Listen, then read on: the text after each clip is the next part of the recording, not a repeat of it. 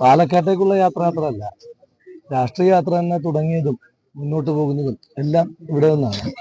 അതുകൊണ്ട് അത് രാഷ്ട്രീയമായ നേട്ടം മാത്രമല്ല, ജീവിതത്തിൽ എന്തൊക്കെ സംഭവിക്കുമ്പോഴും പോസിറ്റീവായും നെഗറ്റീവായും സംഭവിക്കുമ്പോഴും ആദ്യം ഓർക്കുന്നതും ഓർക്കാൻ ആഗ്രഹിക്കുന്നതുമായ പേര് സാറിൻ്റെതാണ്. അപ്പം അതുകൊണ്ട് ഇവിടെ വരുമ്പോഴെല്ലാം, ഇവിടെ വരാത്തപ്പോഴുമെല്ലാം അത് തന്നെയാണ് മനസ്സ്.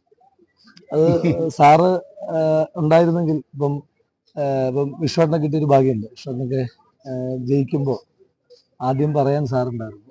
അപ്പോൾ എന്നെ സംബന്ധിച്ചിടത്തോളം ഞാൻ ആ വിഷയത്തിനകത്ത് ഒരു നിർഭാഗ്യവാനാണ്. കാരണം എൻ്റെ വിജയം ജീവിതത്തിൽ ആദ്യമായിട്ട് ഒരു തെരഞ്ഞെടുപ്പിലേക്കൊക്കെ മത്സരിപ്പിക്കുവാൻ പ്രസ്ഥാനം അവസരം തരുമ്പോൾ അതിന് പ്രാപ്തനാക്കുന്നതിന് പിന്നിൽ ഒന്നാമതായി ഉണ്ടായിരുന്ന മനുഷ്യൻ ജീവിതത്തിലൊരു വലിയ വിജയം ഉണ്ടാകുമ്പോൾ ഇല്ല എന്നുള്ളത് ഒരു നിർഭാഗ്യമായിട്ട് തന്നെയാണ് കണക്കാക്കുന്നത്.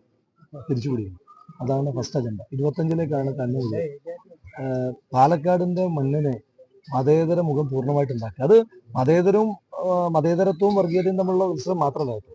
പാലക്കാട് മുനിസിപ്പാലിറ്റി പാലക്കാടിന്റെ ഒരു വികസനത്തിന്റെ വലിയ ബാധ്യതയായി മാറിക്കൊണ്ടിരിക്കുകയാണ്.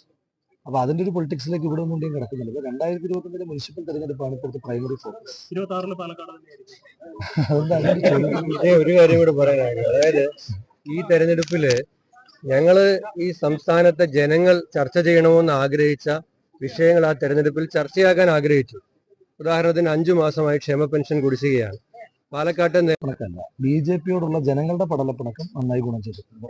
ഇനിയും പിന്നെ ആകെ വോട്ട് വർദ്ധിച്ചിട്ട് വോട്ട് കൂട്ടിയല്ലോ, എല്ലാ പാർട്ടികളും വോട്ട് കൂട്ടിയല്ലോ. ആ വോട്ട് കൂട്ടിയപ്പം CPM പറഞ്ഞത് 5000 വോട്ട് പുതുതായിട്ട് ചേർത്തു എന്നാണ്.